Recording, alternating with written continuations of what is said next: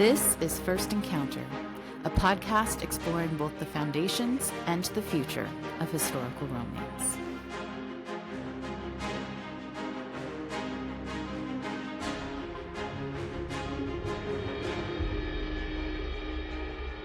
Hello, everyone, and welcome to First Encounter. My name is Andy James, and I am a historical romance enthusiast and author. And I am really excited for today's episode. I've been waiting a while for this. I've hinted at this to you guys as well, but it is July, which means it is Jenkins July. So we're talking about Ms. Beverly Jenkins, an absolute just queen of the genre. She's just one of the mothers and has done so much important stuff for historical romance. And I'm so excited to discuss her today. And I have two wonderful guests. We have Eleanor and Krista, and they're both somewhat experts in Beverly Jenkins in their own way. So I'm getting ahead of myself now because I should say we're talking about Ms. Bev in general, but the specific book we read and we'll be discussing is Nighthawk. So I just want a little of my background with Ms. Bev before I talk about Eleanor and Krista here and turn it over to them. But I am sadly lacking in my reading of her. I have read Indigo because you can't not read Indigo. Like, it's just one of those books that is out there as one of those books you must read. I read that a few years ago. I want to say 2023, but I don't know. And I loved it. And I knew I needed to read more. But, it's funny. Once you start writing and get busy, you have like less time to read because you're then like helping read friends' work and all sorts of other things. And anyways, I've sadly been negligent of Beverly Jenkins. So excited to do another book of hers for the podcast. And I already, as you guys know, if you've been listening, I did an episode a couple of months ago with Angelique Prince, who also is like an expert in Bev. She's wonderful. We talked about Alyssa Cole, but we were discussing, the importance of doing Beverly Jenkins. And when I was organizing things I wanted to do for the podcast, I knew I wanted to do a Beverly Jenkins book. And kind of simultaneously, as I was reaching out to people of like who to talk to about books, I had been I don't remember how, but I'd been in conversation with Eleanor. We'd been chatting on Instagram about something. And she has been a wonderful supporter of this podcast from the beginning. So thank you. And I asked her if there was, anyone that she would want to come on and discuss and if there was a book. And you mentioned Beverly Jenkins, and I know at that point you were almost finished with your read of all her books. Of her historicals. I have not read all her contemporaries yet. Yeah. So all her historicals. And so you suggested Nighthawk, knowing I had read Indigo. And one of the things that we decided we wanted to discuss, and we will get to later, is really talking about why it's important for white women like us to read Beverly Jenkins. Very important discussion. But then as I was, getting more organized, I was like, I cannot talk about Ms. Bev here without including a Black woman in this discussion. That just does not feel right to me. And I was aware of Krista from, again, her social media, and I knew how much she'd posted about Beverly Jenkins and was an expert and knows so much on her. Well, expert. And so I reached out to her and asked her if she'd like to join us, and she was gracious enough to come. And because she's had some incredible conversations with Ms. Bev, and again, also has read the books and knows all of it. So I am just so grateful to both of you for joining us here. I can't wait to talk more broadly about the importance of Beverly Jenkins, and then also specifically about Nighthawk, because I loved it. I loved it. It was really fun for me, but I just rambled a lot. So I am going to turn it over to each of you to let you kind of introduce yourselves, your history with Miss Bev, why you love her, why you think she's important, just small questions. Krista, why don't we start with you? Yes, I'm Krista, also known as Acting Brand New and writing on all social platforms. And that's where you can see my love for Beverly Jenkins. I discovered her through the book Rebel. I found it at Barnes & Noble. Okay. I saw Black people on the cover. And the thing is, one thing that I always do is see who wrote the book. And I saw Beverly Jenkins. I was like, oh, okay, let me grab it. And when I say devoured it in a night, it was like embarrassing how fast I finished this book. And I was like, I need more. And from there, I started to grow my social platforms talking about her work. I've always loved history and I've always loved reading. And the time period that she writes in, Black voices and Black stories are almost like pushed aside. or subservience, so to speak, like the magical Negro trope. We're going to use words like that, guys, to kind of get people to understand what that means. And so it was like we were the forefront of our story and we were the ones that were liberating ourselves, much like we did in history, because Yes. it pushes you. Bev's books push you to do more research, literally, because she has a bibliography in the back. So Yeah. she followed me back on Blue Sky. And she told this story of her oldest fan, this woman who was 107 years old, could not travel, obviously. So she's like, let's do a Zoom. And so Beverly told that story. And she's like, if anybody wants to do a Zoom, let me know. So I slid in her DMs, you guys. I was like, hey, Bev, I am coming from Book Talk. You said you don't want TikTok, but we're here because we want to talk to you. What can we do? And I had a group of about 75 people. I think it'll be linked.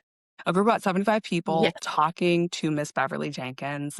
And it was quite an experience. I couldn't have done it without the support and the people who joined. I think Eleanor was on that call too. And she just gave us so many pearls of wisdom on reading and writing and a love for history. So that's where it all started.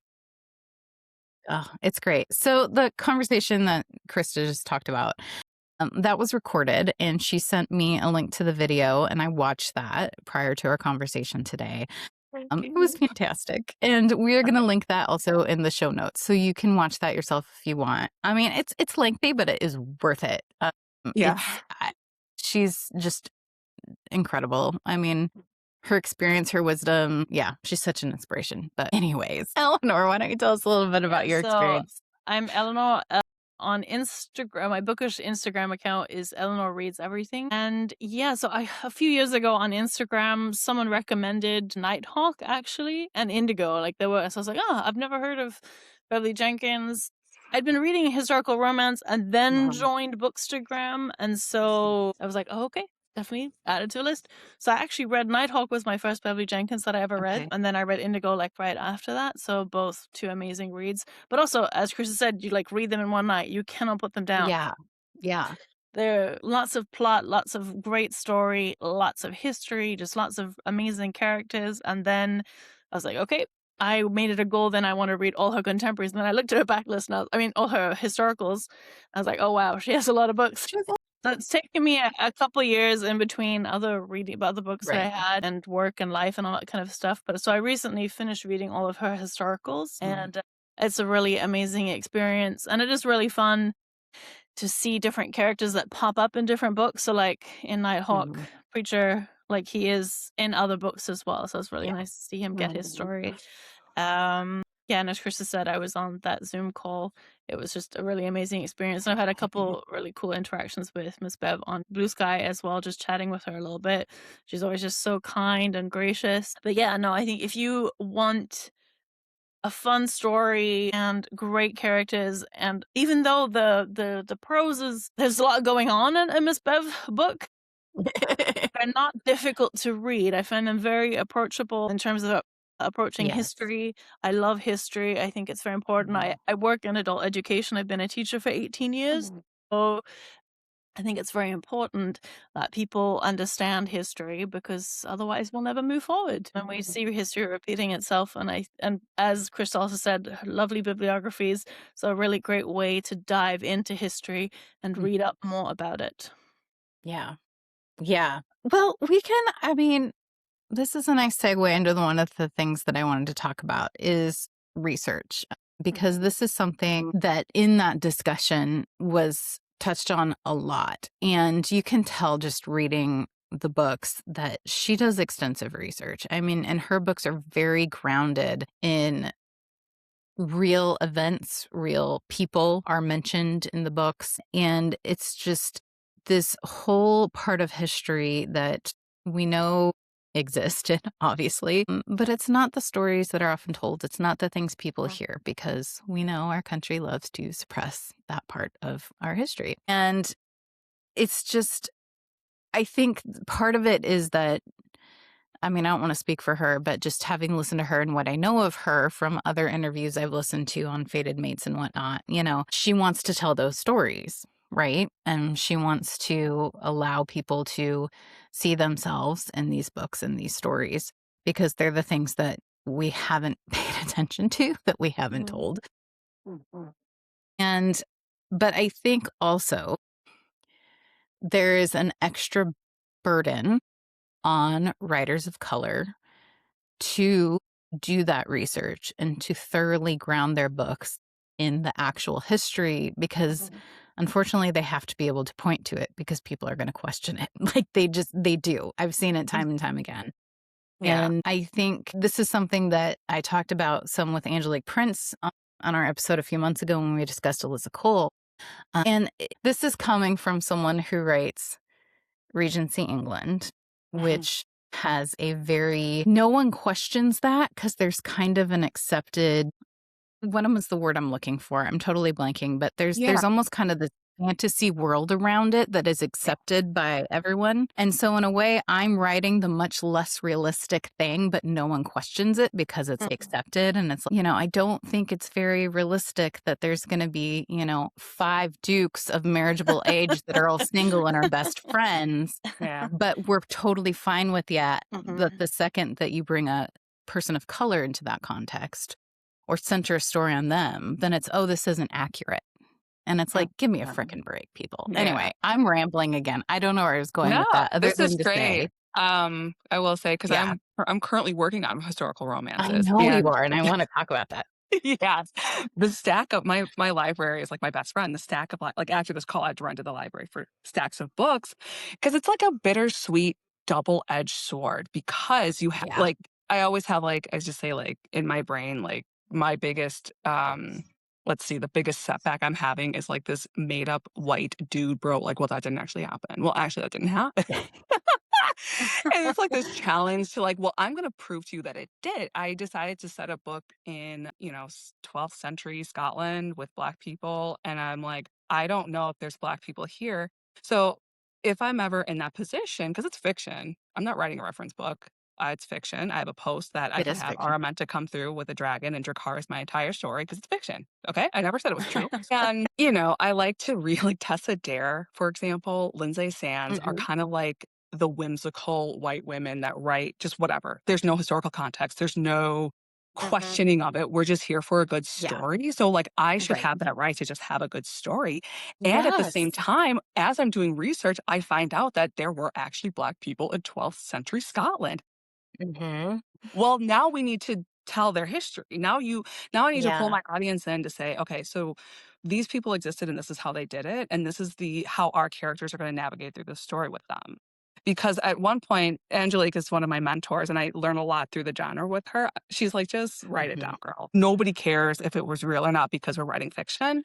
Right. And at the same time, proving that the history is correct is something that I value. Because yes, you're correct, Andy, where it's like white authors get to just write literally whatever. I mean, Game of Thrones is one of my favorite TV shows. Nobody's like, well, they weren't actually dragons. Nobody's questioning any of that. Right. We're just here for a good story. And Black Indigenous authors of color should have that right to we should just write whatever. Yes. Right. And at the same time, there's so much history that we uncover through this process. It's like, but we should share it too. We should absolutely share it too. Yeah. Oh, I'm very excited for your book right now. The way you described it, it's obviously different, but in my head, I was like, Lisa Rain never cross a Highlander. That's a great one. Yeah. It's a great book. Yeah. That's a great book. Got a few dozen, or half a dozen stories drafted. So, well, yeah.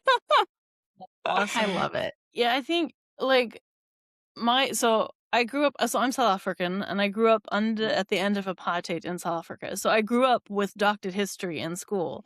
And then apartheid ended, and the first free and democratic elections were in 1994. And then suddenly you started getting a slightly different version of history taught in school. And luckily, my mom had been very anti-apartheid, had a friend who'd worked for the Truth and Reconciliation Committee. And so like my mom from like 12 years old had known that bad stuff was happening and like always spoke out against. So I luckily had that. But it kind of helped me understand that what's written in a history textbook isn't always the truth. Right. It's not like very few history textbooks are completely objective. There's a lot of subjective stuff in it. And so I think it's not even just romance or historical fiction or anything like that. It's like actual history books that we have across multiple countries are often very, very whitewashed and have this. And part of it has been for colonialism to function and B, for neocolonialism in a post-colonial society to continue to portray people of color as less than, as less educated, as less capable, or we always have to send them humanitarian aid so that they can continue to exploit those countries. And so I think like it's a huge problem that there's a lot of history textbooks are actually propaganda. And in the way like Chinua Achebe, he wrote some really amazing essays and talked about the kinds of in the 1700s the propaganda that Europeans were writing about Africans. Like it was like literally fake propaganda. So it was this whole thing, but it was there to justify Europeans going to Africa. And then, of course, the transatlantic slave trade. And you have all these things that are happening. And I think that so many people, no matter their skin color, don't actually know real history. That amongst Rome and Britain, there were people of color all across the Roman Empire, in Britain and elsewhere. That people of color have played a role in all of history, and that white people are a very small percentage, and they don't even understand race as a social construct, but that's like another whole topic. But that when everyone has these stories about what happened with the settling of the United States, and they just completely leave out like the genocide of Native Americans, the transatlantic slave trade, how bad it was. I mean, even recently there was a British MP, Suella Braverman, I think is her name. She is of, I think, Indian, I could be wrong, of descent, but she's British, but she's part of Reform, the far-right party in Britain, saying that colonial countries need to pay reparations to Britain because Britain helped the colonial countries so much. Like, literally, this is like news of the past 2 weeks. And so even like this is a woman of color siding with the colonizing power to completely say complete rubbish because colonialism absolutely decimated so many places and continues to with wealth extraction. So something like a book like Miss Bev's books then are able to portray real history, real contexts, real people, like all her books that deal with the Reconstruction era in the United States, like that how violent it still was after the Civil War. I think people just don't know this information because it's not taught in textbooks. No. Well, It's because it doesn't benefit people who hold wealth and power. well, because laws changed, attitudes didn't, right? Like, anyway, I don't need to speak on this because it's not my experience. But at the same time, like it's so. I think part of the reason her books are so important, right, is that they show the history. They show that everyone has always existed beyond white people in America, right? Yeah. But another thing that I know, Krista, you mentioned this when we were emailing beforehand, and this is things that Ms. Bev said is, some of the things that she likes to highlight in her work, and you can speak on this. I don't want to speak for you, but like, Black women have always worked, right? They've always been very involved in this part of society. They've always been some of the ones on the forefront of trying to change things in the country because they had to, right? You had to fight for everything. But then she's also trying, because so much of the history is so horrible. The beautiful thing about these stories is they show that there's joy and there's beauty. And you can have, like, let's uplift these beautiful Black women and talk about how they are just as deserving of love. They can have that happily ever after. And it's not all just doom and gloom, right? And I think that's really important. And then one of the things I noted that she said in that discussion with you guys is she said, I don't write white saviors. Yeah. These books, these people are saving themselves because they can. It's always been that way. Yeah. There's the story of, I think her name was Mombet, the young woman who, I might be getting two stories, like colonial America, 13 colonies of Black women getting their freedom through various ways. I mean, there was this one woman who ran away from George Washington and his wife. PBS has a documentary about that. I think it's like 15 minutes long, guys. So definitely check it out. And then I think Mombet's a different woman that went to court to get her freedom because there were little like arteries of just like, well, you can be free if, right? Like these little conditions that if you were in the colonies for 6 months, or was it 9 months, 6 months? Do research, guys. 6 months, you could get your freedom. And so sometimes enslavers like George Washington would circumvent that law that, like, the week before that 6 months was up, they would move again to then Of course. reset the time. And so you find that the attitude towards slavery was kind of like, yeah, it's kind of gross, but like we're benefiting from it. So like, can we try to figure out a way to like, so we could keep doing it, right? Like much like today, like that's awful, but we still want to do this thing. We still want to poach, what's the big one now? Build AI data centers and forests. We know you guys won't benefit from it, but we will. And that's all that really matters, right? And whoever we is, you can figure out who that is. I think another thing too Beverly Jenkins does really well is making the unlikely princess trope, unlikely princess story with Indigo, with Winds of the Storm, Uh-huh. pretty much anywhere where Levesque or Vashon's going to be, right? Indigo, Through the Storm, Winds of the Storm have these unlikely princesses, whether they were formerly enslaved. Like I have enslavement in my bloodline. I posted a book that chronicles my family story. It's on my Instagram somewhere. And a little girl like me growing up, we were not the princess. The closest we had was Jasmine and Pocahontas. And it was never the black girl. It's never going to be the little black girl. And if that were the case, we had to work for it. We had Tiana singing, I'm almost there. I'm almost there in her song. And it's like, can't she just exist and have this super rich, hot guy like Galen Vachon sweep in and just buy up the acres next to her house and, make Galen. large declarations in their big church? Yeah. And Andy, Eleanor mentioned in our email correspondence the Levesque family. But the Levesque brothers are the ones that they are very rich and they find these unlikely princesses and they make that the happily ever after. Like if they ever did like a Bridgerton-esque like show of Beverly Jenkins books, it would be Vashon Levesque universe, in my opinion. That Louisiana Creole Let's courting make that scene. happen. I know, right? Like, let's light a candle and ask. Yeah. But by and large, Hollywood has to have a positive white representation. Like they really push for that. So films like Sinners did not have that, and how hard Ryan Coogler had to fight. Well, what's Ryan Coogler's resume? It's Marvel, it's Disney, it's all of these really large studios. So I mean, even he had to work very hard to get into that space as a black man. So he has privilege in being a man. You understand? But then we look at Kennedy Ryan. She's another one whose interviews, just listen to her interviews and how hard she had to fight and the characters she had to write, what she had to prove now to get representation through, I think, Peacock and Universal, NBC Universal, and some of these larger production companies. But it's very difficult there. And, I'm reading this nonfiction book by Zora Neale Hurston called You Don't Know Us Negroes. And there's a chapter in it about what white publishers won't publish. That's the name of the chapter. This book was probably published in the 30s, maybe. I was gonna like say, if it's Zora Neale Hurston, yeah. So nothing's and changed.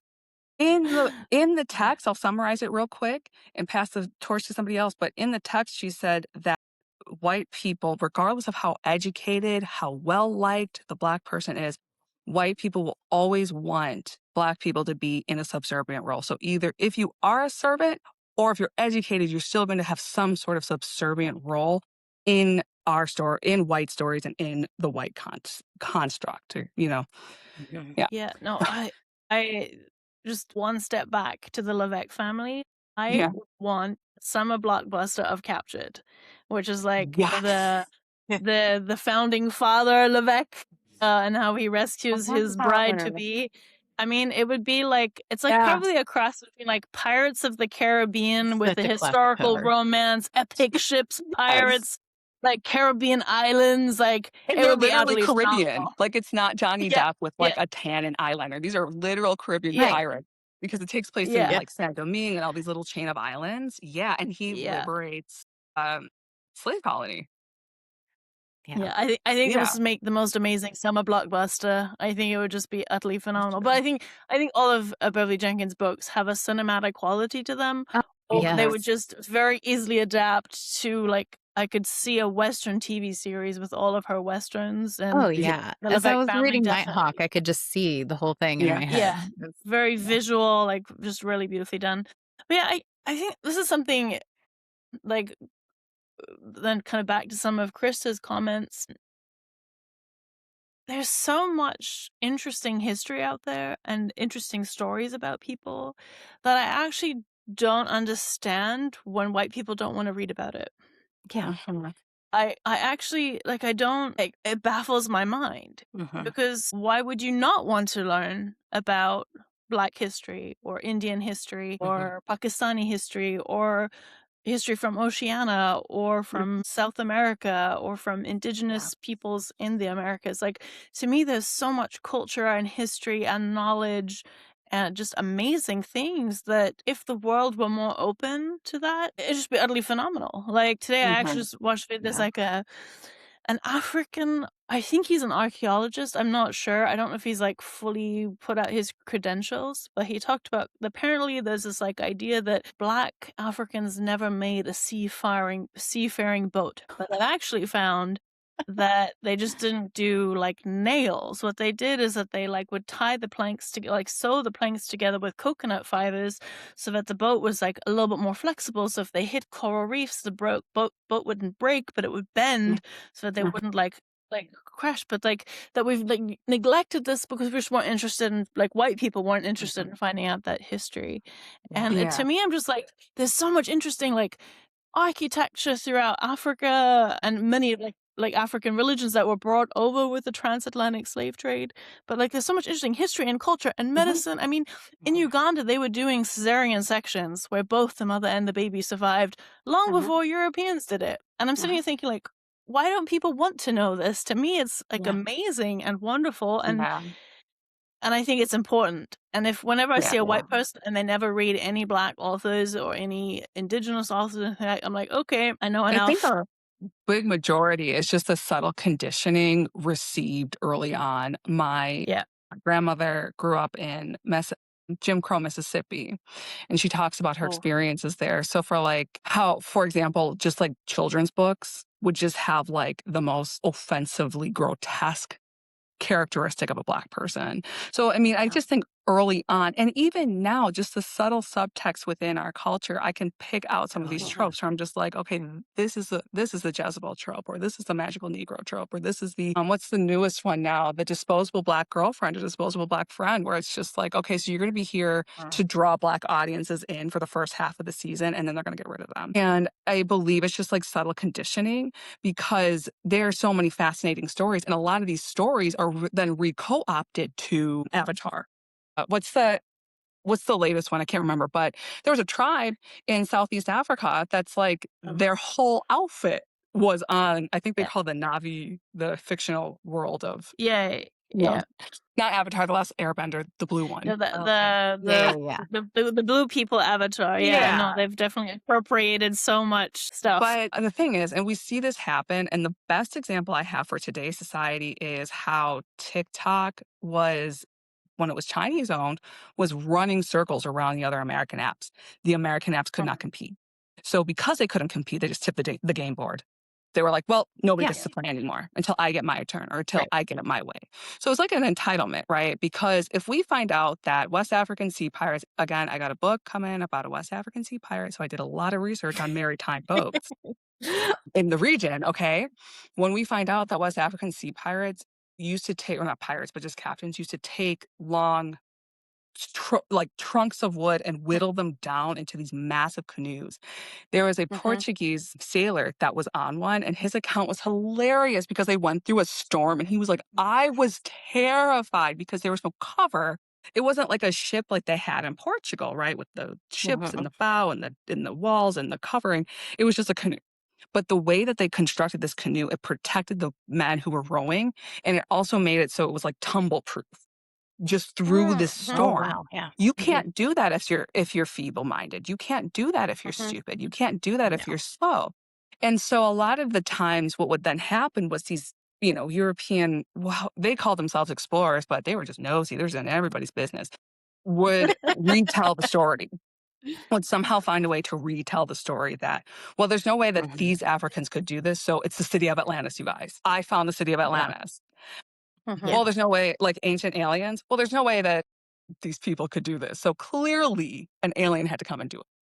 Now, if you go into some West African mythology, in the in the lore, in the sacred text, it does say that a being came from the sky and then just had a bunch of children. So even in the lore of the people, that's something that they had interacted with aliens. But when then European people come through, it's like the aliens did it all. You guys couldn't do any of it. You're not smart enough.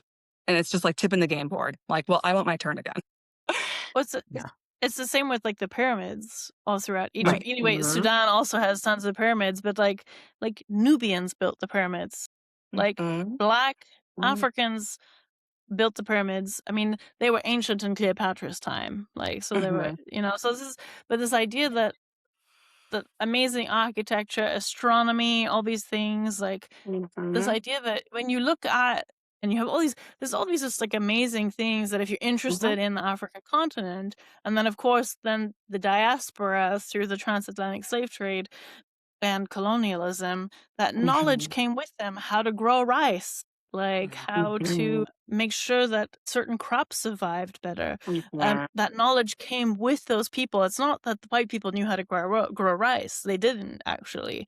It was Mhm. Black people taken from Africa who had that knowledge and that skill. Yeah. Yes. Yeah. And yeah, and like the whole foundation of capitalism is built on the backs of enslaved people Yeah. in the Americas. Mhm. And that's how Yeah. America was able to grow cotton much cheaper than anyone else and basically start out on that journey. And it was on the knowledge, the skill, and the labor of Black enslaved people.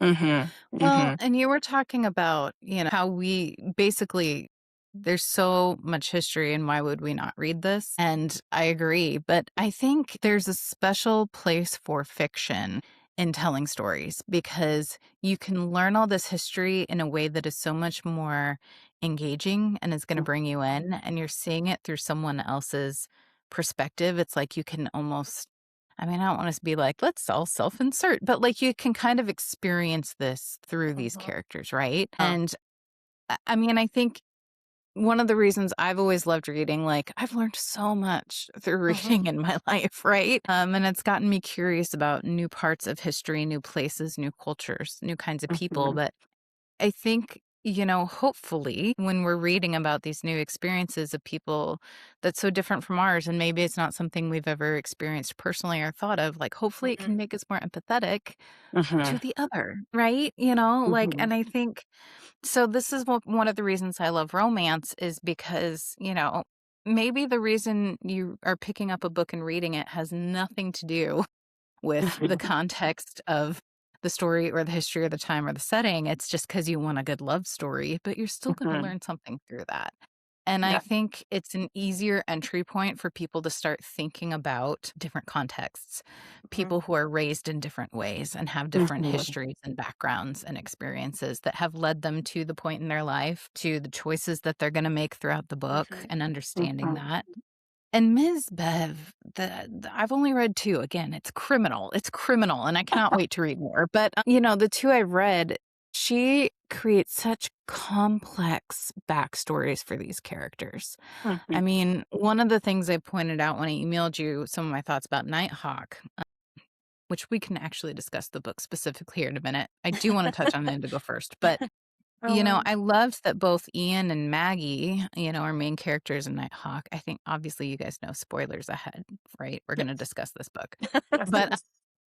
you know, I appreciated that they both are characters who had mixed heritage, right? Mhm. Mhm. Because it is complex like that, right? Mhm. Like we all have these crazy backgrounds but that different backgrounds for both of them informed their personalities, informed who they were, informed the actions they'd taken in their lives, Okay. the way they're still choosing to live. And it was so complex for both of them. Like I did not, I, the last thing I expected of the story was for it to open in Scotland. I was like, what? Yeah. Like, because in my head, I'm like, this is a Western. And I'm like, we're starting in Scotland? What's going on? But I loved it. I loved because you could see from that very first moment with that interaction with his grandpa and the Mhm. little history that you get in that opening. Obviously, we get more of the backstory later about his Mhm. mother and the relationship Yeah. with her family and how he was brought up and all of that. But just from that little bit, you see the complexity of some of what led him to the life he led. I mean, this Mhm. incredibly educated man, but then he comes to America. He's kind of like, let's tear it up. Let's be an outlaw. Let's. Yeah. But anyway, Yeah. before we super dive into Nighthawk, all Mhm. that to say, complex, we need to all be reading this because we need to Yes. understand these different experiences. And you can do it through a beautiful love story. So let's start to learn these things. But before we super dive into this book, Yeah. I do want to just touch on Indigo because it is the Yes. 30th Maybe. anniversary of this book coming out. Oh, And if you guys are watching this and still listening, Krista's holding up her prized copy of the original cover of Indigo, which is yes. just so stunningly gorgeous. So beautiful. They need to Yeah. bring these back. And this was But not, this was an early book for Ms. Bev, Mhm. but it wasn't her first. No. But this one just has always seemingly stood out, and it is Mhm. special. I mean, having read it, like for you two, having read the historical canon here of Yeah. her compared to me, I won't waffle on about this, but like I read it and I could see that it was special. But in comparison to like the rest of her books, like why do you think this book stands out? What makes Indigo so special? So I think Indigo, it's like, I would describe it as like an epic tale, just this epic love story amongst it. Let's see, I think we're in 1854. So we're before the Civil War and we're in a fictional, eight, yeah, 1854. So we're in a fictional all black Michigan township that is a stop Yes. for the Underground Railroad. Yes. And that's the story. And that's how our main characters meet. And I think, again, she just takes this huge risk because growing up, I'm Black, in case you're listening and you weren't made aware of that. My family and history of Black people and some of the harshest histories we've experienced was never meant to be romanticized, fictionalized in any capacity. There's a degree of respect that we had to demand of our history because it just wasn't there. So I think Yeah. she took a huge risk making one of her characters a former slave. Now, in our call, in our Yeah. chat, she says there's no happily ever after in slavery, obviously. So you have to have your freedom. Because we see these stories pop up. You see these insane, like, Ugh, well, it's a love story and it's forbidden, but you can't, if you do no. any research on these things, you have to understand that there's a power structure. And within that power structure is no happily ever after. So you free, you free your main character, you get them free. Now what? And I think Indigo is such a standout because, let's see, she based it off of Daughters of the Dust. It's a very beautiful film. I highly suggest you all watch it. It's on Tubi right now. And sometimes it's on YouTube for free. That the slaves in the Sea Islands had indigo dyed hands. Now, we just talked about how the West African slaves that were brought over had this knowledge. I have a fictional book. I'll send it to Andy to put it in the show notes. It's a good nonfiction companion piece with Indigo. And it was so deep to ensure that you were getting the correct type of skill, that like the tribal markings people had were used as a point of sale. This tribal marking meant, great with bronze, or, this one meant good with indigo. So it goes deep. You understand? Like it goes very, Yeah. very deep. Yeah. So I think, back to Indigo, it takes such a huge risk in Yes. setting that story the way that she said it. And then Yeah. the story itself, beyond the romance, is impeccable. Because we have like a It's so whodunit. good. We're trying to figure out who is telling what about some of these side characters. They're going missing. They're getting caught. Because remember, fugitive slave law, you guys. So if the slave got to freedom and somebody said, that's my slave, they could go back on the block. Yeah. So that the external conflict is the social construct of the times, okay? Yes. And then through that just carves out this beautiful love story. We just have this beautiful, intimate love story amongst the world burning on fire. Yeah. Figuratively, not literally like right now. You understand? So that's why I truly think that was this breakout, because before Indigo, we had Night Song. That was the first one. We have a school teacher and Yeah. a Buffalo Soldier. After that, we have Vivid, a doctor and a mayor. Vivid and Indigo share characters, okay? I think Yes. the male protagonist in Indigo has a different name in Vivid, and that's addressed in Yeah. Indigo. Talk about it. But Yeah, she and changed these are it. exactly. This was 1994. I don't know how old the listening audiences here, but like that's before, anybody could even go and email Beverly Jenkins about it. They would have to write a letter. Yeah. And so to say, this isn't continuous, what are you doing? And so that's truly why I think Indigo was that landmark story for her. It just put her on the map Yeah. because she took a huge risk and did very well It's with it. so, yeah. I mean, it's so different from what would have been written at the time. And just, Mhm. I remember when I was reading it, I was just like, God, this is such an audacious story to tell. But like, why is it an Yeah. audacious story to tell? It shouldn't be. It shouldn't be. But it is, like you said, that's the things that we're not talking about. And I just, oh yeah, it's so good. I mean, I get why it's a standout, even having not read like the rest, but Yeah. it's just so important. I think what also happens in sort of tellings of history is people like try to downplay how utterly terrible Oh, slavery was. Mhm. And like even the way like George Washington's enslaved people are talked about, like Sally Hemings, right? Or was that Thomas mhm. Jefferson? I'm like, That was Thomas but Jefferson. And That's they that's Thomas Thomas. Sorry, absolutely, Jefferson, Thomas but Jefferson. yeah. So yeah. Sally Yeah. Hemings is Thomas Jefferson's wife's half sister. Like, and the man who Yeah. invented mac and cheese, Sally Hemings' brother, if I remember correctly, Oh, he was trained in France, and so he Mhm. invented mac and cheese, Sally Hemings' brother. But it's always like, oh, like how romantic. It was his wife's half sister. I'm Yes. like, no, that's like really creepy and like gross. Right.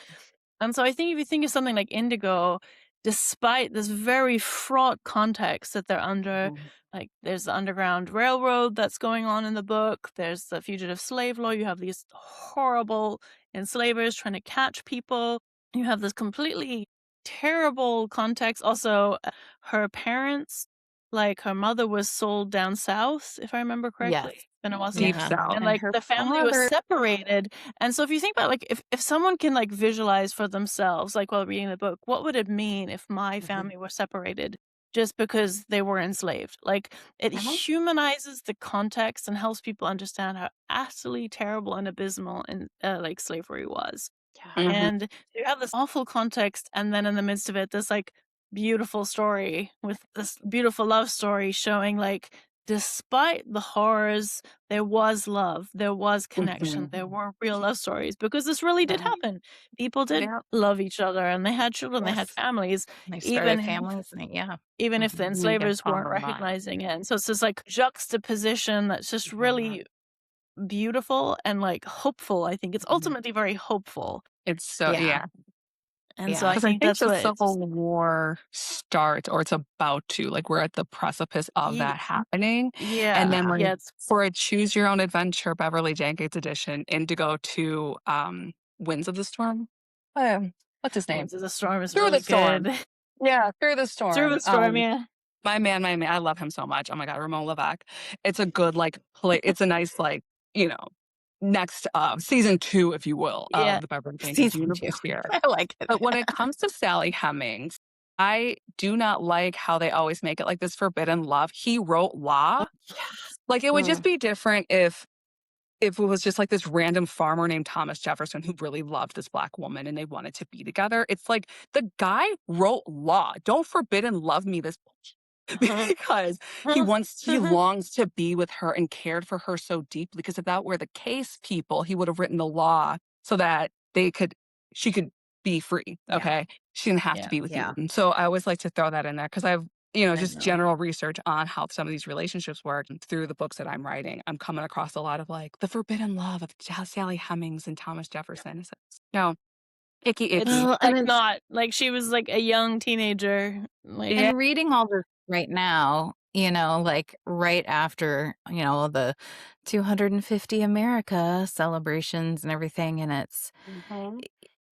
just seeing all these programs on PBS and stuff about which I think they do a relatively good job of trying to show all aspects. But, Oh, they do an incredible job. Yep. I think it's yeah, called but just, Between the Margins on PBS talks about these, and they're under 10 minutes, so nobody has any excuse to not watch them. I know. They're very quick. Some of them But, are very quick.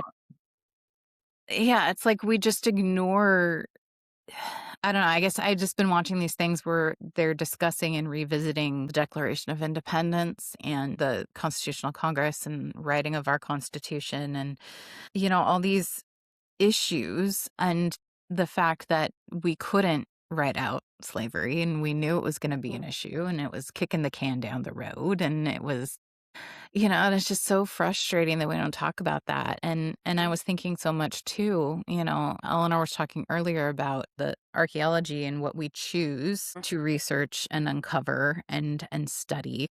And, it's like there's still this myth that persists. Thinking about this too, as Nighthawk is a Western, uh, his Nighthawk Ranch is in Wyoming, and just this persistent myth, which is addressed again in this book, but that like this was just empty land that we could go take because we haven't ever taken the time to dig into the rich history of the Native Americans who already lived there forever and ever and had very rich, societies and civilizations and cultures and language and all these things. And it's like we just forget these people existed. And so I really loved that Maggie was half Kaw. And I know that I read the author's note, and you mentioned this, Krista, too, is that Maggie is based on a real live woman that Ms.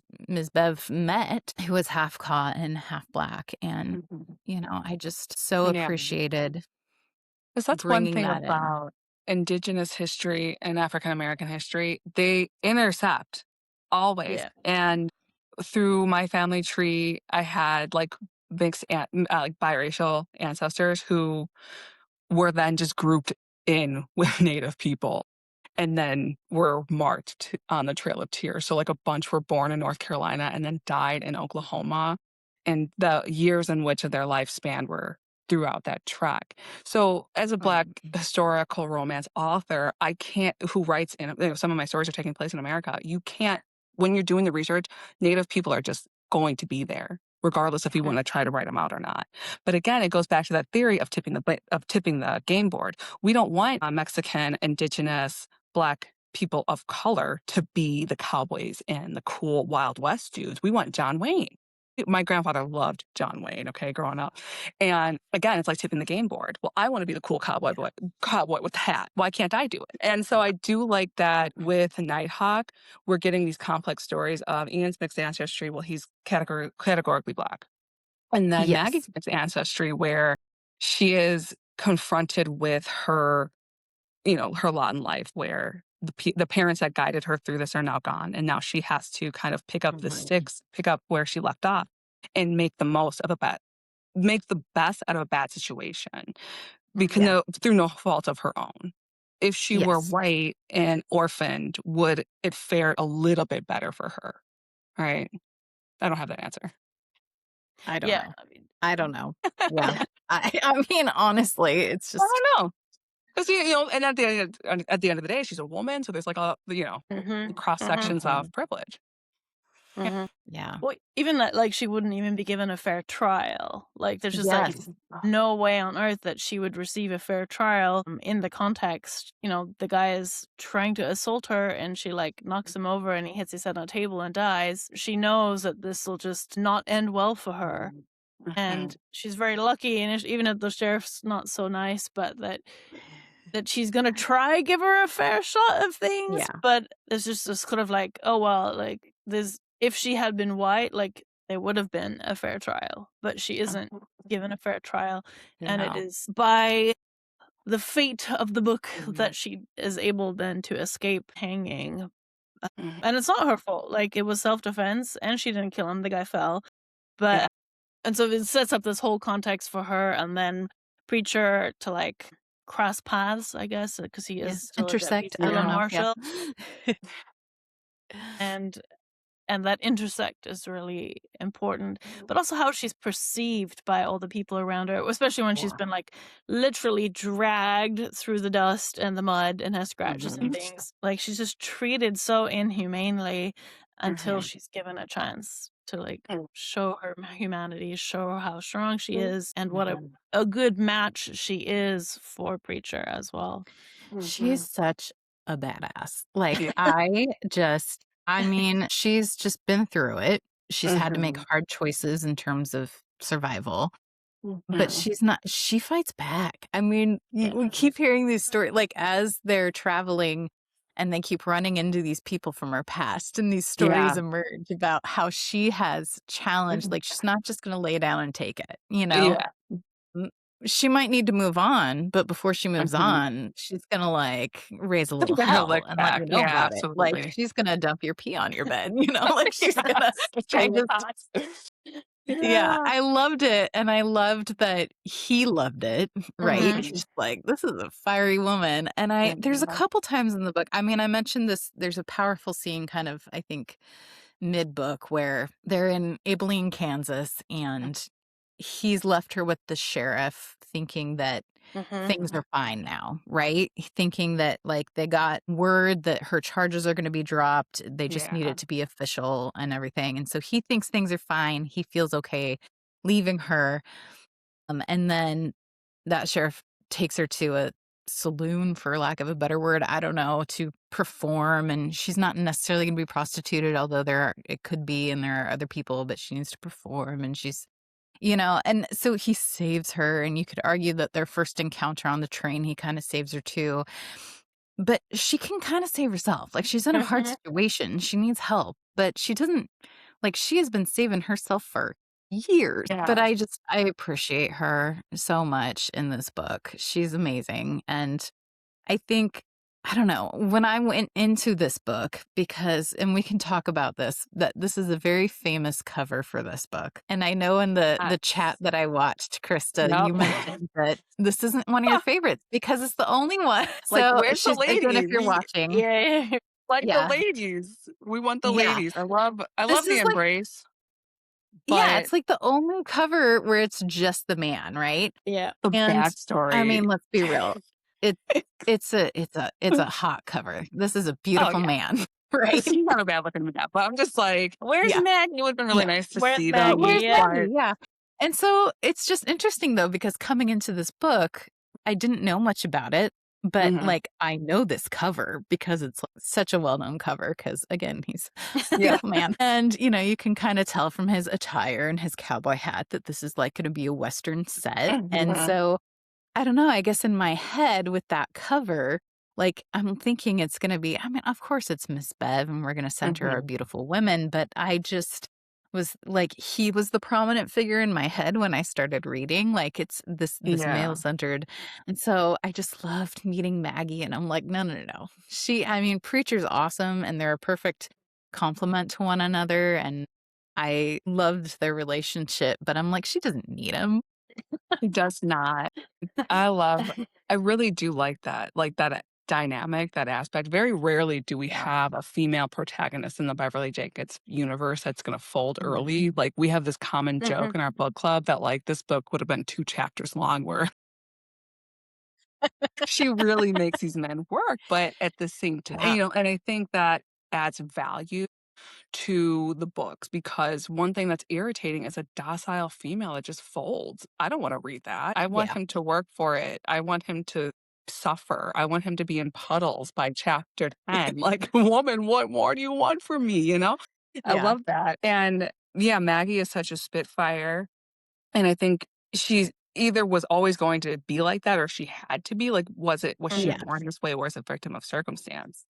I do like that, she was gonna be a teacher. We talked about at the top Yes. here the 3 pillars that Black women we've Mhm. always been involved in community, we have always worked, and we've always pushed the envelope on gender and race, and Yeah. with working, we had few options with teaching and sewing and Mhm. domestic work in other people's homes, so I always like my grandmothers are both teachers, so I always like when the female protagonists in her stories become teachers. Education is just so Mhm. key for these. Well, I was gonna say, I mean, again, I've read 2 books, so I don't know if I can speak broadly of Beverly Jenkins, but, like, I feel like both in this and in Indigo, like, education is so prized, Mhm. and, which I appreciate. I'm someone who worked forever and ever in higher education, and I think it's Yeah. Oh, very yeah, you important. both are teachers, yeah. So you Yeah, understand that. yeah, but I love that because it's like, in a way she's portraying these stories of these everyday people and making it realistic, kind of showing, I guess, Mhm. maybe it's like, because you always hear the stories of the exceptional or the horrible, right? Yeah. Mhm. And so seeing kind of just a normal person, but at the same time, it's like, also highlighting there's always been Black excellence. And Mhm. look at And how teachers these and people can education. thrive. Yeah. Yeah. Yeah. And No, a praising few that. points so education has always been important in our community. So like I mentioned before, my Yeah. grandmother grew up in Jim Crow South where it was like Yes. illegal for her to read and what she had to do to so she like wrote a Mhm. book, but what she had to Woo. do to be able to learn to read and the Yeah. hoops that my great grandmother had to jump through to ensure that all four of her kids were able to go to Yeah. college. And so there's a show called Underground and got canceled because it was just too real, you guys. I think it's on Disney. And one of the slaves was blinded for teaching other slaves to read. Now, this is going to sound horrible. I have three children, I have three boys, and we're reading over the summer. And every time they groan at me, I always remind them that in our bloodline, it was illegal for us to read. So you're reading because at one point, why do you think it was illegal for us? Why do you think it was illegal for people to learn things? Like you have to ask yourself, why? And I think we're seeing now this knowledge is power. We talked about it at the Oh, top, yeah. where the indigenous world did not get the two sides of the story. We got Christopher Columbus's side, Yeah. whereas now we're getting Christopher Columbus's side and the indigenous stories Yes. simultaneously. You have these world leaders coming on the stage like, oh, nothing happened. Nothing happened behind don't look at the partition, guys. Nothing happens. And then somebody lists the partition and said, no, this is exactly what happened in real time. Yeah. We've never Yeah. experienced it. Yeah. Yeah. So as far as like being educated, it's always going to be something that's important in our community because of what was Yeah. lacked and the reason behind it. And for a lot of Black people, education has always been a vehicle or a tool for success. It's always been a way to improve your life. And I Yeah. think Beverly Jenkins, because again, we all had the same stories, right? Of how it was just illegal or like grandma couldn't go to school for whatever reason. So now as young Black women, we're writing these stories as like a love letter to our great grandmothers who didn't have that chance. Yeah. No, I think it's so important. And again, like everything repeats itself. And we see ourselves right now in America. I mean, speaking as an American, where they're trying to erase this history again, right? As we're trying to finally unearth some of it more, it's trying to be suppressed. We're trying to do book bans. Because there is that power in education. They just There went to the is, game board. They're like, nope, we don't like that. yeah. And so trying to deny that knowledge is just so horrendous and heinous to me. And not to go off on a tangent, I'm just going to make a comment and move on. But like part of my big concern with AI too, and the way that we're trying to commodify knowledge and just kind of make things so easy for people that they don't have to think for themselves. And it's just, anyway. Yeah. No, I mean, I think people don't understand like how recent widespread literacy is. Yes. So even as part of the book clubs I'm in, we reread Sense and Sensibility this year. And one of the critiques that Eleanor Dashwood makes about Lucy Steele is that she's illiterate. Mm. And so I looked up the stats because I was interested. And at the time of Jane Austen, only 40% of women were literate, and a lot of that was only functional literacy.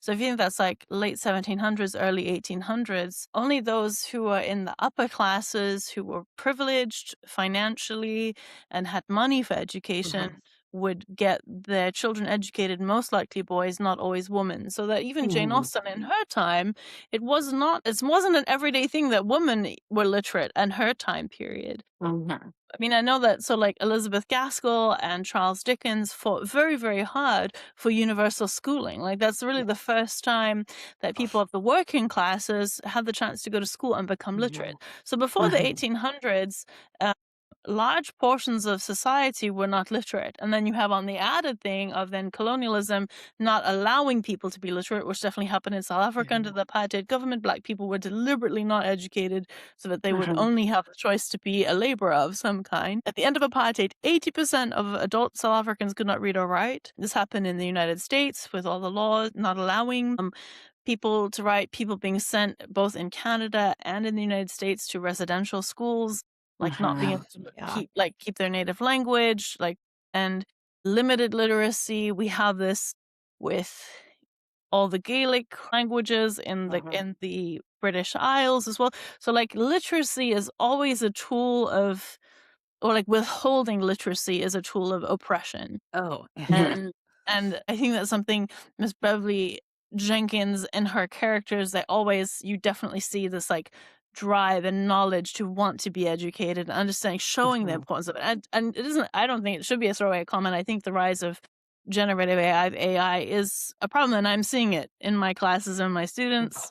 Those who refuse to do anything but AI are not passing the courses because it's not going inside the heads. Yeah. And so I think that's just that showing, like in Nighthawk, even though Maggie has lived such a difficult life, she has prized her knowledge, prized her education. Yes. There's this like funny quip, I can't remember what the word is that she uses, and she's like, "What, you didn't expect me to know that word?" You know, she says to Future. And that is her goal. She wants to go to Oberlin. She wants to get her teaching certificate. Yes. She wants to be a teacher. She also stands up. There's like a point in the book where I think like one of the white women's like, "What, you're gonna let like an indigenous person be here, like, and have school with my kids?" And she's like, "Yes, I am." And then Yeah. the white woman lets her kids stay in the classroom because Maggie stands up for them. So I think this whole like, Yeah. it's a right, it's a privilege, it's something that people want. They want to be educated, and Yeah. it's an important skill and tool to have in your life.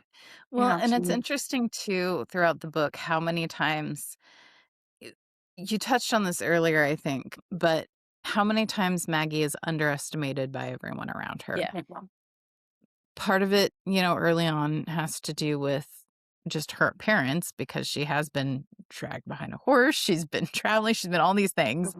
And she's very much like, oh my God, I need to get cleaned up. Like, I need to like feel like a She human crawled again, up that lady on the and it's like, once she finally has a nice dress again after, Ian buys her some new clothes and stuff, it's like people actually like recognize her with respect. And then once they do make it to his ranch and they run into, I'm blanking on her name, Wilson, but the woman Hemi. who wanted to marry him. Hammy. Yes, Hemi. Henny. Yeah. And, she comes over and invites them to dinner almost as a way to like try to humiliate her, like, and it's like, oh, and if you have something nice to wear, and just fully, and then she just shows up and I love it. But yeah, it's so, I don't know. I felt that just as a woman, not as a woman. There's so many more layers to it, but, as a white woman that I can't speak to in terms of just being underestimated by race and everything. But yeah, no, I appreciated that came up a few times in the book, just people always underestimating. And she's like, nope. And maybe that is like a theme throughout her books. I'm thinking about the Yeah. Levesque family because they come from a higher society. The expectation that these women, I think, Winds of the Storm, she's not, she's a maroon. She lives in one of the maroon colonies. Those are like the fugitive slave colonies, all up and down the coast from Florida to Canada, or I'm sorry, South America to Canada. Okay. And Sable in Through the Storm being formerly enslaved, and then Indigo having purple hands, Hester having the purple hands. It just, they are able to come and defend themselves, but then they're also placed with men who will also defend them as well. Like, I like how she highlights that. Like, Yeah, you don't need this man to defend you, but he will. he will. He will. Because Yeah. he recognizes your excellence and he appreciates it. Exactly. Like, I just remember Maggie, like, growling at that lady on the train. Like, this book Yeah. I felt was funny. It was Yeah. like, we don't get a lot of humor in Indigo. That would be like a drama, like an epic drama. You're gonna cry at the end by every time I read it. But Nighthawk was just goofy and funny and silly because It was great. it read like a silly Western in respect to like when they link up, okay, and she's cuffed and she's trying to get away because she doesn't know what her fate is gonna be. It's not gonna be good, you guys. And so she like knocks over a bucket and then the bucket hits the chicken and then the chicken hits a hog and then the cow gets riled up and it causes this fracas in the middle of the town square. It's like, So great. it's just like such a fun read. I'd like to recommend this book to people who don't want the heavier topics, although Miss Bev tackles them very well. I believe like she's holding your hand. We're going to hold our hand while we're talking about Redemption Era South with Rebel, okay? Nighthawk is a little bit more fun, even though our main protagonist kind of has this like tragic existence. Like Ian loses his wife in this very tragic way, and then Maggie is orphaned in this horrible way. And then amongst it all, we just have like this cute love story, these dopey little jokes, and I think it's just it's just beautifully done. Mm-hmm. Yeah. Yeah. I No, I really enjoyed it. I haven't read a lot of American Western set. It's just kind of a gap in my Yeah. reading. And I really enjoyed it. And as I was Mhm. reading this, I was like, of course, because it's Ms. Bev, she's centering like quite a diverse cast of characters.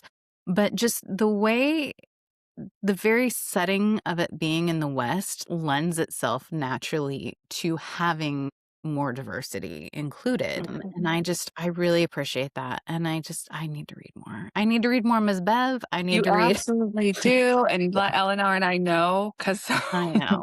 we'll talk I about know. it. yeah. I know. I know. Well, I hopefully this podcast will last for a long time because I enjoy it and Hope there's so too. so much more to read and talk about. And so maybe we'll just have to do like a Ms. Bev a year. It's And the thing is necessary. that they're also really lovely to reread. Like Yeah. I had so much fun rereading. I feel like I enjoyed it more on the reread. Mhm. Like this time, I noticed it last time. But like this time, like Ian's reading Sherlock Holmes on the train, like Yeah. like nod to Sherlock Yeah. Holmes. He's also completely underestimated all the time too. Oh, Like yeah. so, and then everyone's like, "Oh no, it's the preacher," and then everyone's like, "Oh, don't mess with him." Yes. But They like I mean, because Buckingham. she also included the Chinese Exclusion Act in here. Yes. Like there's all sorts of things that Yeah. like That was wonderful. she weaves it so Mhm. seamlessly into the Mhm. story. I think that's something, it's a gift that Beverly Jenkins has, is that she can Yeah. weave history into the story so Mhm.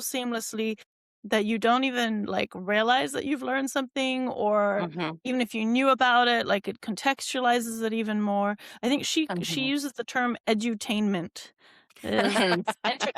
It's educational and entertaining, and Entertaining, it's yeah. such an approachable way. And I feel like Yeah. humans learn really well with stories, and so she's Yes. able to tell a story. There's this really great human element to it, and you can like picture the context instead of reading Yeah. just a history book or a Wikipedia article about something. It really Yeah. contextualizes it, and so it makes it Yeah. fun. It does. That's the beauty of story. I love it so much. Yeah, no, Preacher makes several appearances, but he's also, again, featured in something like Love. This is Neil July. We meet him in The Taming of Jesse Uh-huh. Rose. I feel like I should Yeah. bring that book down to keep talking about it. But yeah, The Taming, and I love this cover. It just reminds me of Grandma's parlor, don't you think? Anybody else's grandma have like a horse painting, Yeah. or is it just my Great. It's Oh, great. the July twins are a riot. I think it's Yes. in The Taming of Jesse Rose. They like bury one Mhm. of the bad guys up to his neck in the sand. Yeah, They're totally crazy, but they're the so much fun. terrible twins. Yep. I But love it. but And each of their yeah. stories are really fun too. Yeah. Mhm. Yeah. Mhm. I could tell when they were brought up. I was like, I bet they have books. I was like, I bet they have So books. Like, Two does not want a book, according to Miss Bev. Andy, you write. Do your characters talk to you? Sometimes my characters talk to me. Two Chefs does not want they a talk book. to me. But I Neil could see July that. I has, could see that. and then Neil July, their sister Teresa July, Yeah. has Wild Sweet Love. I didn't mention that in our email, Andy, but Mhm. because I mean, the email was already long enough, you guys. Yeah, But it's fine. yes, I think too, she was writing in an era before people were expected to do series and sets like we know it Yeah. now. So Yeah. that's why it's like, well, this should have just been, a series or this or that. I don't think they were doing that back then, the way that we know it today. Because I'm looking at these books here, I'm like, they're all interconnected. All of these characters It's just have the greater some form Beverly of like this Jenkins connection. universe. Yeah. Yeah. Yeah. So a lot of my TikTok and Instagram pages are like that. Like here, like The this choose your connections. own Yeah. adventure. Mhm. Yeah, exactly. Yeah.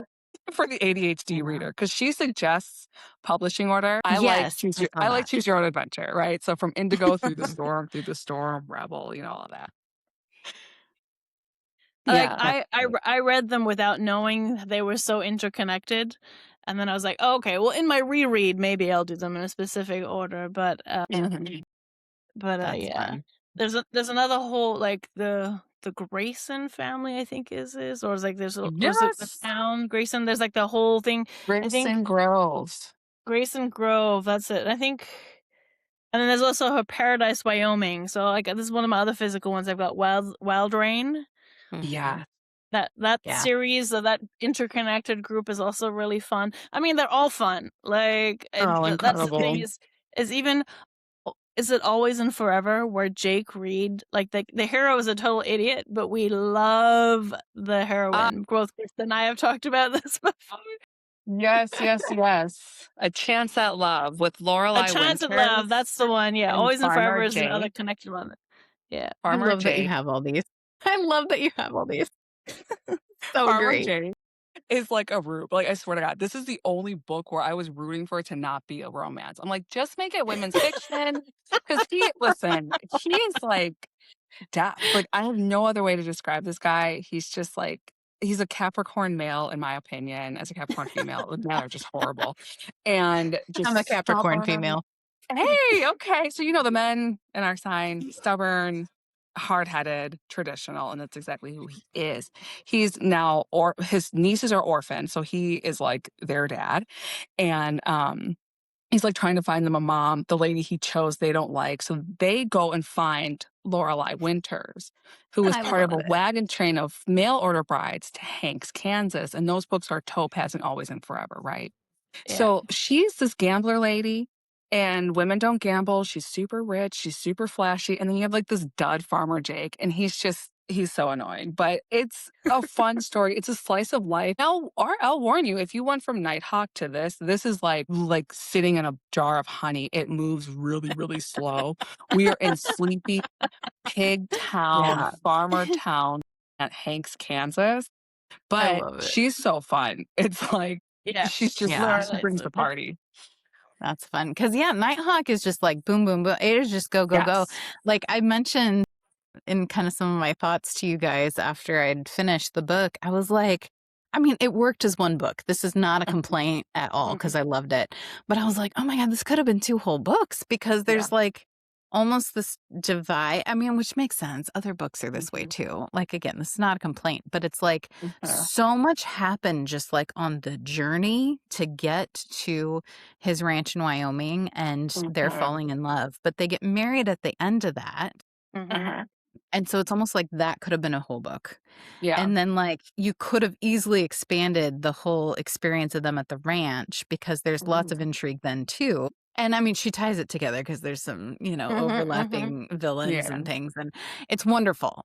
Again, like not a complaint, but I'm just like, I could see how you could write a whole other book just kind of focusing on this and like how we're adjusting to life as this newly married couple and how do we, navigate, because it was just like so much in this book. And I mean, Eleanor mentioned like there's even like a section where, they stay with a friend, Jade, and we get a whole history of the Chinese Exclusion Act, which is wonderful. I'm glad that was included as someone who lives on the West Coast. Like we have terrible, terrible history of all that here. Anyway, we could go on and on, but I guess we've already been talking for an hour and 20 minutes and we talked before this. Like I So, said, you might have to do other this. things that you Sorry, guys want to no. say before I wrap us up? Other things about this book specifically, about Ms. Bev, or just about writing historical romance? I don't know. Yeah, I'll say Miss Bev packs a lot in these tiny little books. I would say if you're hearing this now, go out and buy one, go out and order one, go out, just get these books in your collection. I think that's going to be the biggest pushback to any digitalized media. I don't have a problem with it. My kids always say, you have like the old man that yells at a cloud, but there's a reason to have physical media. So buying these books and just, talking about them and reading them and doing things of this nature. I appreciate Andy for reaching out to me to be a part of this experience. As an aspiring historical romance author with Black main characters, I'm very much on the shoulders of giants like Beverly Jenkins and Patricia Vaughn. This one's criminally out of print, but she's another one that has paved the way for Black authors to write characters. Either we're making them up or we're highlighting a story that hasn't been told. Yeah, I would love to read Patricia Vaughn, but they're out of print. It's criminal. They really should be in print. Like, it's always so sad to me when books go out of print. I'm like, no, I want to read them. I know. But just to echo Krista, if you have not read a Beverly Jenkins novel yet, do it. Just pick one, find one. They're all great. They're all great reads. And if you're not sure, choose a short story. Her short stories are also very delightful. Mhm. But I highly recommend that you read her. Like, I've never regretted picking up Beverly Jenkins and reading her. And if you don't want to read Beverly Jenkins, well, you're missing out. You're missing Yeah, out. I Yeah. definitely missing Yeah. out. I Her don't books know. It's are really gems. yeah. No, it's fantastic. And I truly am planning to read more. Yeah. I love doing this podcast. I love all of you who are faithful listeners, but I gotta tell you, like, I spend hours doing each of these episodes in terms of recording, editing, pre-reading, administration and stuff. And so I'm thinking maybe at the beginning of 2027 to take a little break so that I can read things just to have time to read them, not because I'm reading them for something. like I need more Yeah. time to just consume these books because, Mhm. I've been through doing this podcast. I've, Mhm. read authors I've wanted to read for so long and just haven't.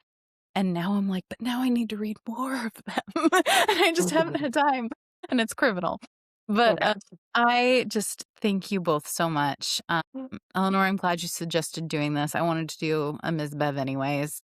Krista, I'm so glad that you were happy to join us and have this conversation. And I really, truly, like, we're going to do another because you just can't not. Yeah. And I would love to have you back at some point. But everyone, please, if follow them. Eleanor also does editing work, proofreading work. So if Oh, you it's good are, to I know know. a lot of the people that listen to this are also authors, along with readers. And so if you're looking for someone, she can help you out. And Krista, I am so excited to see what's to come from Me you. too. Me Thank too. you. And if I can actually manage to get my publishing venture off the ground, like, we should chat because We should. I'm only have first drafts. My whole writing process is just out there on Front Street. The internet's my accountability buddy. So yay for me. yeah, I'm I just hear sharing you. my process as somebody who's just like, I'm just gonna do this. What else do I have to lose? I come on here to talk about other people's books, not myself, but let me tell you, I am the worst in terms of an example of disciplined writing because I'm not at all. But We'll follow anyways, along and hey, listen, I follow my I think journey. We can also work together. writing is just also it is you have to do it. Like Yeah. yeah. like Yeah. I have a couple neglected works in progress. Ooh, I didn't know this about you. I also write poetry, so that's like another Lovely. thing. But that I've had like a couple published in university, school, newspaper kind of stuff. Nice. But anyway, but no, I have a couple works in progress and I have like tons of ideas, but like the actual Mhm. sitting down and write, I've got like one draft that's like 29,000 words or something like that. Nice. And then That's not I nothing. and I was like, oh, I need to get back to it. Like, but it's that you gotta sit down amidst work, Yeah. life, other things. Just there's always things to There's demand always, one's time, always. and so I've been trying to like encourage myself to like get back to writing. But it's a discipline, It and is. you've got to just write even if you don't feel inspired. So everyone, I mean, again, in show notes, I'll have all the info on where you can follow them and how to access, because Krista's always posting awesome stuff about Ms. Bev's books, and it's great. And Eleanor is putting up reflections on historical romance in general and all these wonderful things. And I appreciate you both. So thanks for joining me. I can't wait to read more. And everyone go read Beverly Jenkins. There's a reason she's so celebrated in the genre and so pivotal to it. So, Yeah. Well, thank you for having me yeah. here on your podcast, Andy. Of course. Of course. All right. Have a great day, everyone. Thanks, Bye. you too. Bye.